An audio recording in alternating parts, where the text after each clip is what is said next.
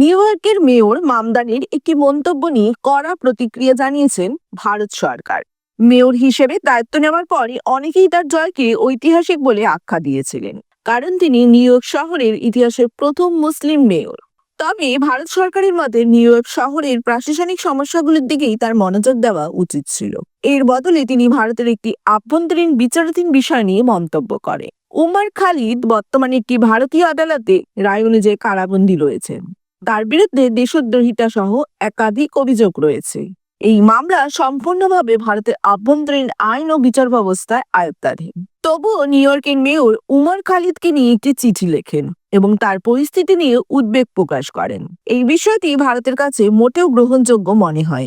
এর প্রতিক্রিয়ায় ভারত সরকার স্পষ্ট জানিয়ে দেয়, অন্য একটি গণতান্ত্রিক দেশের বিচার ব্যবস্থা স্বাধীনতায় হস্তক্ষেপ করা কোনো জনপ্রতিনিধির কাছে প্রত্যাশিত নয়। সাথে সরকার আরো বলেন, দায়িত্বশীল পদে থাকা ব্যক্তিদের ব্যক্তিগত মতামত প্রকাশ না করে নিজেদের কাজ ও দায়িত্বে মন দেওয়াই উচিত।